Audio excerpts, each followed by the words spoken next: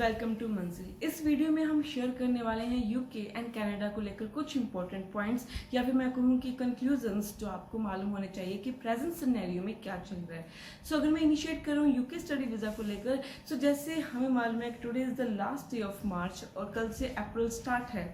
अप्रैल start होने का मतलब ये है कि जो आने वाले दिन है वो बहुत इंपॉर्टेंट होने वाले हैं यूके स्टडी वीज़ा को लेकर, जिन बच्चों ने मई जून इनटेक के लिए अप्लाई किया था।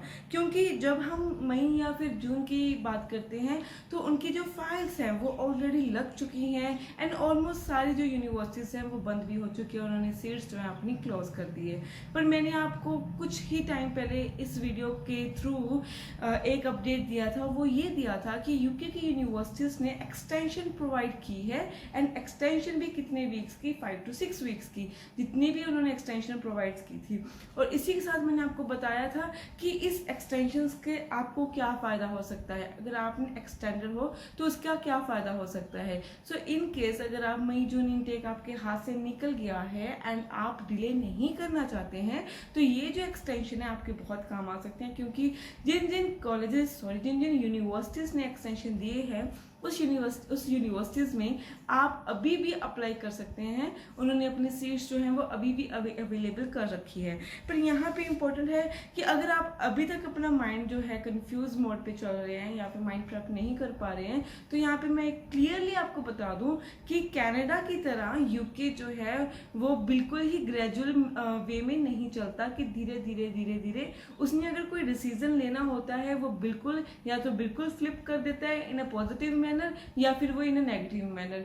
सो इन पॉजिटिव और नेगेटिव मैनर की बात ये है कि अगर यूके चाहता है आप आओ तो वो आपके लिए काफ़ी ऑप्शंस ओपन भी कर देगा विद स्कॉलरशिप। बट अगर उसको लगता है कि वैकेंसी फुल हो रही है और वो और एप्लीकेंट नहीं लेना चाहते तो वो अपनी जो प्रोविंस को लेकर या फिर अपने लॉज को लेकर थोड़ा स्ट्रिक्ट हो जाता है। जैसे वो कहता है कि नहीं इतने ही दिन है, जो इतना टाइम भी डिले होगा वो फाइल भी नहीं लगेगी, इंटरव्यू ज़्यादा कर दो कि बच्चे की रिफ्यूज़ल आ जाए। सो इस तरह की ट्रिक जो है वो यूके करता होता है कि जब उन्होंने एप्लीकेंट्स रिसीव नहीं करनी होती।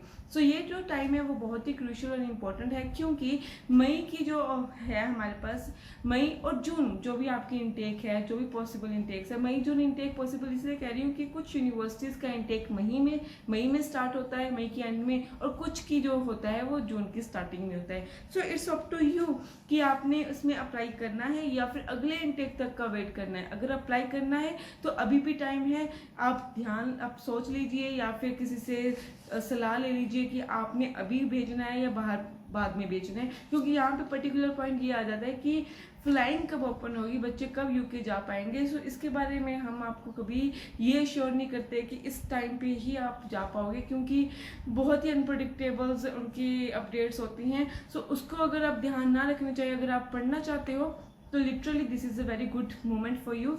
And on the other case अगर आप विदाउट आइल्स हो या फिर कहीं पे आपके जो है डॉक्यूमेंट्स फंसे हुए हैं एंड वो निकाल नहीं पा रहे हो, बट स्टिल जो है आप अपनी मई या जून इनटेक के लिए अप्लाई करना चाहते हो, तो मैं आपको सिर्फ एक ही एडवाइस दूंगी कि आप नीचे दिए गए नंबर्स पे हमें कॉल कर सकते हैं। आपकी प्रॉब्लम्स के एक्यूरेट आंसर्स या सोल्यूशंस आप हमें ले सकते हैं, चाहे वो हमसे भी पूछ सकते हैं। सो ये अगर रही बात यूके को, तो दूसरे हाथ में मैं बात करूँगी कनाडा स्टडी वीज़ा को लेकर। सो कनाडा स्टडी वीज़ा को लेकर मैंने अभी बताया है कि सितंबर की जो PPRs हैं वो कंप्लीट हो चुकी है। जिन बच्चों ने डेफर करना था वो डेफर भी कर चुके हैं, जो सितंबर 2021 है, नॉट 2020। सो ट्रैवलिंग एस्पेक्ट्स को लेकर सबसे बड़ा क्वेश्चन आता है। तो ट्रैवलिंग एस्पेक्ट्स को लेकर ये क्वेश्चन आता है कि अगर हम सितंबर इनटेक के लिए भी अप्लाई करते हैं तो कितने टाइम पहले जो है हम कनाडा विजिट कर सकते हैं। तो किसी भी इनटेक के स्टार्ट होने से पहले अगर आप फ्लाई करना चाहते हो तो उसका एक पर्टिकुलर टाइम पीरियड होता है, वो होता है 3 वीक्स। तो अगर आपने सितंबर के लिए अप्लाई किया है तो पॉसिबली आप अगस्त में जो है वो फ्लाई कर सकते हैं एंड अगस्त में जाकर जो है अपनी सेटलमेंट कर सकते हैं। एंड ये भी कहा जाता है कि क्योंकि ये उनकी ही अपडेट्स हैं कि सितंबर जो इनटेक है वो इन कैंपस ही होगा। सो जो बच्चे यहाँ से वहाँ जाएंगे उनको माइट भी ऑनलाइन क्लासेस सफ़र नहीं करनी पड़ेंगी, वो इन कैंपस कर सकते हैं। बट ये डिपेंड करता है उनकी वैक्सीनेशन के ऊपर कि कितनी हद तक उनकी वैक्सीनेशन हो जाती है। बट आप फ्लाई तो फिर भी कर पाओगे, बट ये पॉसिबल हो सकता है कि आप कुछ टाइम जो है ऑनलाइन वहाँ बैठ बैठ के ही पढ़ सकते हैं, बट ये बिल्कुल 20-80 की रेशियो पे है, बट ऐसा मुझे लगता है कम होगा, पर अगर हुआ भी तो उस अकॉर्डिंग आप अपना माइंड जो है वो प्रेप कर सकते हैं, माइंड को आप ये कर सकते हैं कि आप इस बेसिस पे जा रहे हो और ये प्रेपरेशन आप कर सकते हो। एंड उसके बाद अगर मैं बात करूँ कि पीपीआर जो रिसीव हुए थे मई जून को लेकर, उनकी जो ट्रैवल की क्वेश्चन आते थे, तो उनकी ट्रैवल को मैंने आपको यही बताया कि जो मई की जो भी फाइल्स हैं वो मिड ऑफ अप्रैल में ऑलमोस्ट सारी कंप्लीट हो जाएंगी सारी फॉर्मेलिटीज़ के साथ। तो आप जो फ्लाइट्स हैं उसके बारे में अभी थोड़ा हम डिले कर सकते हैं, क्योंकि मई वालों का ये श्योर है कि 50-50 की रेशियो है कि वो उनकी ऑनलाइन क्लासेस भी हो सकती है, इन कैंपस भी हो सकता है, ये डिपेंड करता है उनकी वैक्सीन को लेकर। पर ये जो क्लैरिटी है वो सितंबर वालों को नहीं है, उनकी पॉसिबिलिटी ये है कि वो वहाँ पे जाकर स्टडी कर सकते हैं इन कैंपस।